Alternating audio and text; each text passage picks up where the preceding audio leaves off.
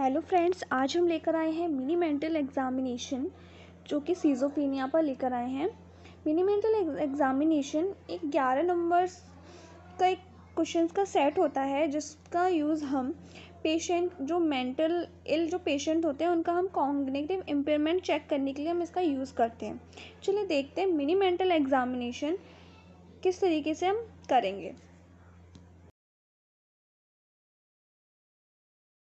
हम पेशेंट का age, name, sex, address, education, occupation, marital status, date of admission, diagnosis, informant और informant यानी कि कौन उसको एडमिट करके गया है वो हम लिख लेते हैं।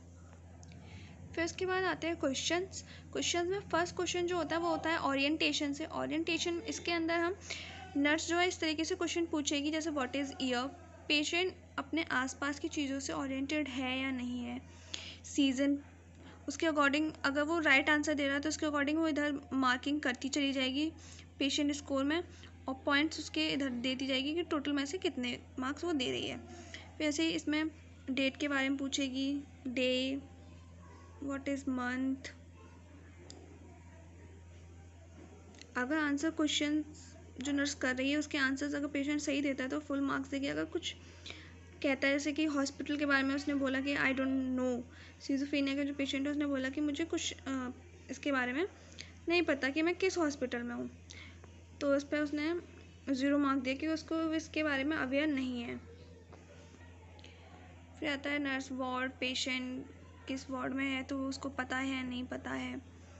फिर उसके बाद उस पर वही स्पेलिंग वर्ड देंगे हम, उसको वो फॉरवर्ड बैकवर्ड करके दिखाएगा। अगर वो सही कर देता तो ठीक, को फुल मार्क्स, अदरवाइज 5 में से उसके अकॉर्डिंग हम मार्क्स देंगे। फिर आता है रजिस्ट्रेशन। इसमें क्या होता है 3 वर्ड्स ऑब्जेक्ट्स दिए जाते हैं, पेशेंट उसको रिपीट करेगा, फिर उसको दोबारा से रिकॉल करने को देंगे, उसकी हम मेमोरी चेक करेंगे वो कितना उसको याद है।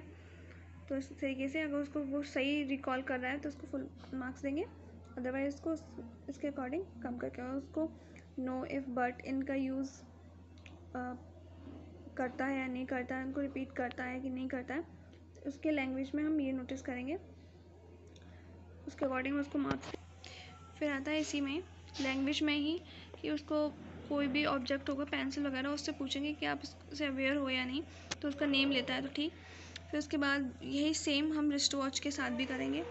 फिर आता है 3 स्टेज कमांड में। 3 स्टेज कमांड में हम एक उसको पेपर, वाइट पेपर देंगे इसके, जिससे हम उससे क्वेश्चन उससे हम कमांड फॉलो करने को कहेंगे। नर्स उसको फोल्ड करेगी, जिस तरीके से फोल्ड करेगा पेशेंट भी उसको उसी तरीके से 3 फोल्ड उसने बिल्कुल सही किए हैं तो फिर उसको फुल मार्क्स दे देगी। फिर आता है रीडिंग में उसको आइज़ क्लोज करके and large letter to show it is to the patient उसको पढ़ने को बोलेगी। अगर आइज़ क्लोज करके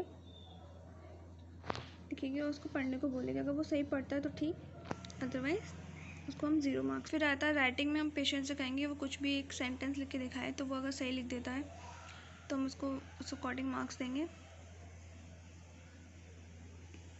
फिर आता है ड्राइंग में भी यही, हम उसको एक पेंटागन एक स्ट्रक्चर बना के दिखाएंगे। अगर वो उस तरीके से सही स्ट्रक्चर डिक्टो नर्स की कॉपी करता है तो ठीक, अगर नहीं नर्स की कॉपी कर पाता तो हम उसको उसके अकॉर्डिंग स्कोर देंगे।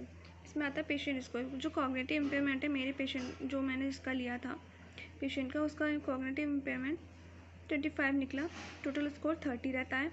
तो जो 25 जो है तो उसका कॉग्निटिव इम्पेयरमेंट क्या है, नॉर्मल है, वो अवेयर है आसपास की चीज़ों के लिए, ठीक। उसके बाद कंक्लूज़न में वही सब लिखेंगे हम। The mini mental status examiner should be use as a screening device as a cognitive impairment और diagnose which is a low score indicate to need of further evaluation. This is used for diagnose the schizophrenia and differentiate between the various type form of schizophrenia. Impression क्या हुआ, my patient score is 25, that is normal, वो normal है, and क्या उसका जो cognitive impairment है वो क्या है तो नॉर्मल है। 25 to 30 number is normal, and 18 to 25 लेके आता तो माइल्ड मॉडरेट होता है, लेस देन अगर 70 होता है तो सब्सटेंशियल इम्पेयरमेंट। इस तरीके से यहाँ पे हमारा mini mental status examination complete हो जाता है। And thank you.